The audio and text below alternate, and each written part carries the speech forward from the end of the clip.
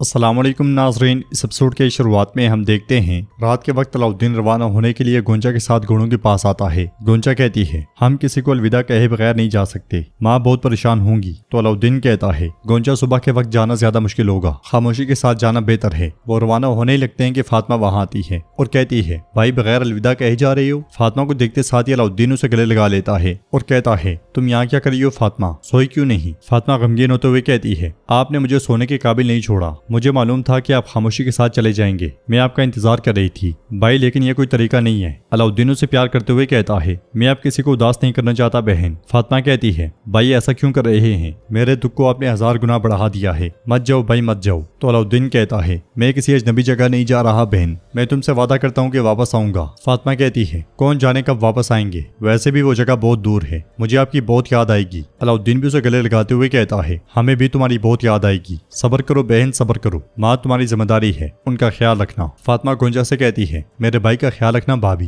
गोंचा उसे गले लगा लेती है और कहती है फिक्र ना करो मेरी प्यारी, मैं तुम्हारे भाई का बहुत ख्याल रखूंगी, उदास मत होना और हमारे लिए दुआएं करना मत छोड़ना। इसके साथ ही वो आगे बढ़ते हैं तो अलाउद्दीन को उस्मान साहब सरदारी खेमे के सामने खड़े हुए दिखाई देते हैं। उस्मान साहब को देखकर अलाउद्दीन मुस्कुराते हुए कहता है बाबा। ये कहते साथ ही वो उस्मान साहब की जानिब बढ़ता है, मगर उस्मान साहब खेमे में चले जाते हैं। ये देखकर अलाउद्दीन को बहुत दुख होता है और वो वहीं पे रुक जाता है। फिर कहता है अल्लाह की अमानत में दिया बाबा, मेरा रब हमेशा आपके साथ हो। ये कहते साथ ही वो घोड़े पर सवार होकर रवाना हो जाता है। फातिमा रोते हुए उनके पीछे पानी फेंकती है और कहती है सफर आसान हो भाई। खेमे में बाला खतून लेटी बहुत रो रही होती हैं और उस्मान साहब के आने पर वो खुद को सोई हुई जाहिर करती हैं। ये देखकर उस्मान साहब पलट जाते हैं और बाला खतून रोने लग जाती हैं। उस्मान साहब वापस तख्त पे आ बैठते हैं और बहुत परेशान दिखाई देते हैं। उधर बाला खतून रोते ही चली जाती हैं, जबकि उस्मान साहब तलवार के सहारे बैठ जाते हैं। सुबह के वक्त जंगल में लुकचार बैठा होता है, ऊपर उकाब के उड़ते साथ ही बेगम वहां पे आती है। बेगम को देखकर लुकचार कहता है मैं तुम्हारा ही इंतजार कर रहा था खातून, आओ बैठो। बेगम उसके पास बैठते हुए पूछती है तुम्हें कैसे पता चला कि मैं आ रही हूँ, क्या तुम्हारे आदमी मेरा पीछा कर रहे थे।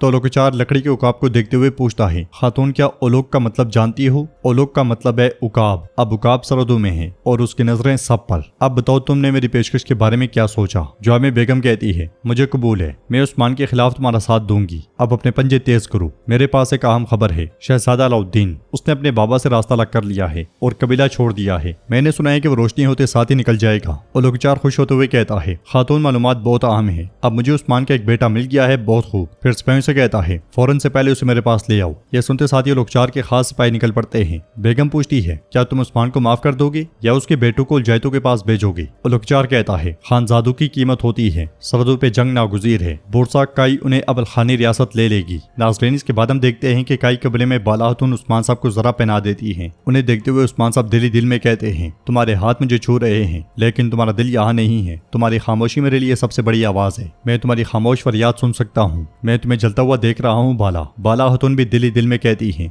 नहीं उस्मान तुम ये नहीं देख पा रहे, तुम मेरे दिल में लगी आग नहीं देख पा रहे, मेरी जुबान खामोश है लेकिन दिल रो रहा है, मेरे पास ना मेरी औलाद है और ना ही कहने को अल्फाज। बाला खतून के देखने पर उस्मान साहब खुद से कहते हैं मुझे ऐसे मत देखो, मैं जल रहा हूँ, तुम्हें लगता है कि मैं जंग में जा रहा हूँ, जबकि सबसे बड़ी जंग मैं तुम्हारी आंखों में देख रहा हूँ। जवाब में बाला खतून के अल्फाज होते हैं मैं इस जंग के बीच में हूँ, ना वापस जा सकती हूँ ना आगे बढ़ सकती हूँ। उस्मान साहब कहते हैं तुम्हारी जुबान खामोश है लेकिन तुम्हारे जिस्म का हर एज़ा बात कर रहा है, मैं तुम्हें एक किताब की तरह पढ़ सकता हूँ बाला, लेकिन आज तुमने खामोश रहकर खंजर से वार किया है और मेरा दिल काट डाला है। वो दोनों एक दूसरे को देख रहे होते हैं कि फातिमा इजाजत लेकर वहां दाखिल होती है। बाला खतून उससे पूछती हैं क्या अलाउद्दीन जा रहा है। तो फातिमा कहती है भाई कल रात ही चले गए थे। यह सुनकर बाला खतून परेशान होते हुए उस्मान साहब की जानिब देखती है, मगर उस्मान साहब मुंह मोड़ लेते हैं और बाला खतून वहां से निकल जाती हैं। बाहर जाकर आगे बढ़ते हुए बाला खतून फातिमा से कहती है तुम्हारा भाई चला गया और तुमने खबर भी नहीं दी फातिमा। बाला खतून को इस तरह जाता हुआ देखकर उरहान उनके पीछे जाने लगता है, मगर हुलोफेरा उसे रोक देती है। बाला खतून किस्मत से कहती है मेरा घोड़ा लाओ किस्मत, हम अलाउद्दीन के पास जाएंगे। ये कहते साथ ही वो आगे बढ़ती हैं और घोड़े पर सवार हो जाती हैं। ये देखकर हुलोफेरा उरहान से कहती है वो बहुत गुस्से में है। बाला खतून खवातीन और सिपाहियों के साथ वहां से रवाना हो जाती हैं। यह मंजर देखकर सब बहुत परेशान दिखाई देते हैं। तो उरहान आगे बढ़कर कहता है सिपाहियों ये क्या हालत है, हाँ हम जंग में जा रहे हैं, जंग में अपने आप को समेटो, अब कोई सर नहीं झुकाएगा। इसलिए में उस्मान साहब खेमे से बाहर आते हैं और घोड़े पर सवार होते हुए कहते हैं मेरे सरदारान और सिपाहियों आज वो दिन है जब हम गुनाहों के उस घर को तबाह कर देंगे, हम अपने शोहदा और गाजियों का इंतकाम लेंगे। ये कहते साथ ही उस्मान साहब सिपाहियों के साथ वहां से रवाना हो जाते हैं। उरहान भी उनके साथ जाता है। जंगल से अलाउद्दीन और गोंचा आगे बढ़ रहे होते हैं। एक टहनी के जरिए अलाउद्दीन पीछे निशानात मिटा रहा होता है। फिर रुकते हुए कहता है मैं उस दिन से सोच रहा हूँ कि क्या मेरे पास कोई और हल है गोंचा। क्या उरहान भाई सही कह रहे थे, थे, लेकिन नहीं, मेरे पास कोई और चारा नहीं था गोंचा। जब मेरे सिपाही एक एक करके गिर रहे थे, जब वो जिंदा जल रहे थे, अगर मैं पीछे ना हटता तो वो सब के सब मर जाते। मैं इस वबाल के साथ जिंदा नहीं रह सकता था। गोंचा कहती है, तुमने सही काम किया, तुम्हारे पास इसके अलावा कोई चारा नहीं था। ये जंग है, आप जीत सकते हैं और हार भी सकते हैं। आपने जो कुछ किया उससे एक बड़ा कत्लेआम रोका, ये कोई गलती नहीं है। आपने सबसे मुश्किल काम किया, आपने सब्र किया अलाउद्दीन, सब्र। फिर टैनी देखकर पूछती है, निशानात क्यों मिटा रहे हो अलाउद्दीन? हमारा पीछा कौन करेगा? तो अलाउद्दीन कहता है, मेरी माँ हमारा पीछा करेंगी, मैं इसलिए निशानात मिटा रहा हूँ। अब चलो चलते हैं। वो दोनों फिर से आगे बढ़ना शुरू हो जाते हैं। पीछे लोकचार के सिपाही निशानात तलाश कर रहे होते हैं और कुछ निशानात का सुराग लगाने के बाद एक जानिब घोड़े दौड़ा देते हैं। बाला खतून भी निशानात तलाश कर रही होती हैं, मगर उन्हें कोई निशान नहीं मिलता।